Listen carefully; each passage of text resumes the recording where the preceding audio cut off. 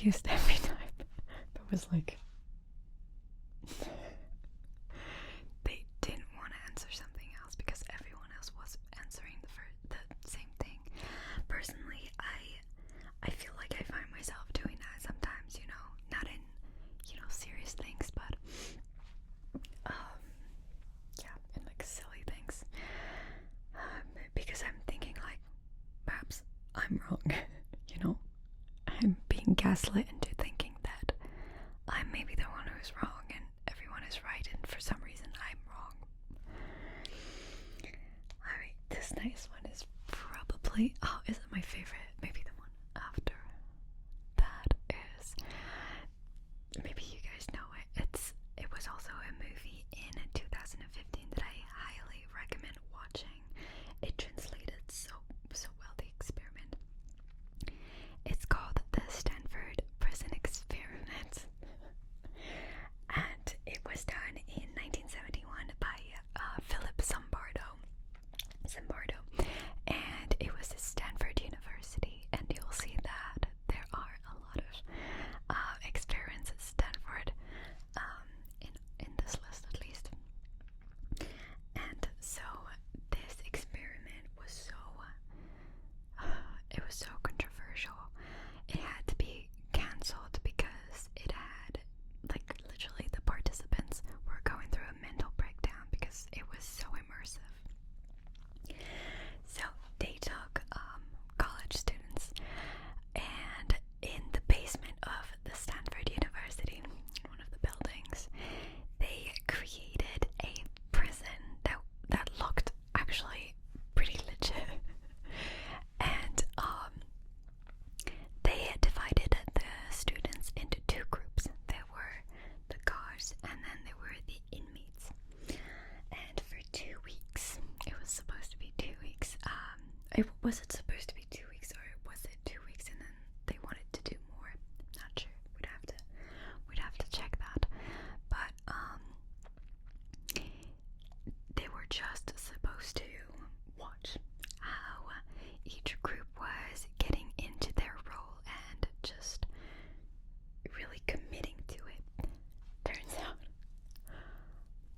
after only a few days, the students with the guards role took it a little bit too seriously. And after a few days, they started, you know, mentally abusing, like verbally abusing the people. Physical touch was forbidden, if I remember well. Yeah, they weren't supposed to physically harm the people, but they were verbally abusive after only a few days. And then the inmates really, if I remember well, they really felt like they were being inmates guarded by actual guards, and so that's why it created so many issues. So like it was all like issue ethically, and stuff. It was a big deal, but the implications were so important that still it is used in psychology classes all over the world, because eventually it did show that, you know,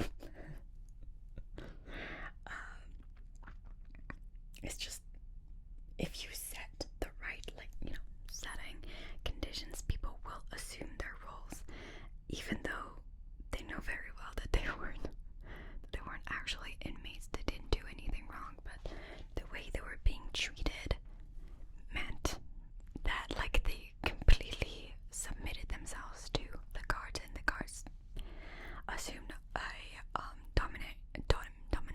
dominating role, which was, I remember seeing the movie. It was very violent. It was a very violent thing, but they really reconstituted. I think they took exactly the testimonies of the participants and recreated it really well. If I remember well, that was really a few years ago, but I remember being so shaken by that experiment, because I was like, these people know that they're only students, but they went to such length. It was crazy.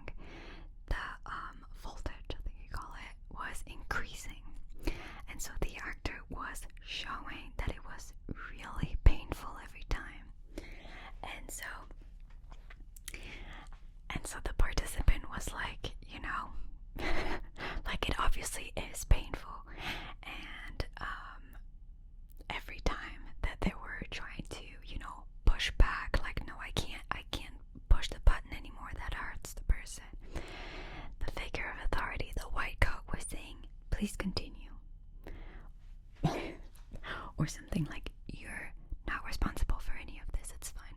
Like, the responsibility is not on you. Please continue. And so you could see there's videos of it on YouTube. The people just pushing back, and then every time they were told like, please continue, they were like, okay, and like they were going and going. All the participants went to 400 volts, I think it was 400, yes, sorry, no, all of them went to 300 volts. The maximum, which was like the lethal dose, was 450. 65% of the participants continued to the highest level. So that is great. So what you can get from it is that people tend to obey figures of authority, just, even if it goes against their own, their own morals. So whether, like, for some reason we feel like, if a person is wearing a white coat because this was all that they knew about this person, right? They just thought it was, a scientist. Milgram, I wanted to say that. I wanted to read this because it's really important. Milgram, the scientist who created this, wrote in 1974 in an article, The Perils of Obedience. He wrote, I set up a simple experiment at Yale University to test how much pain an ordinary citizen would inflict on another person simply because he was ordered to by an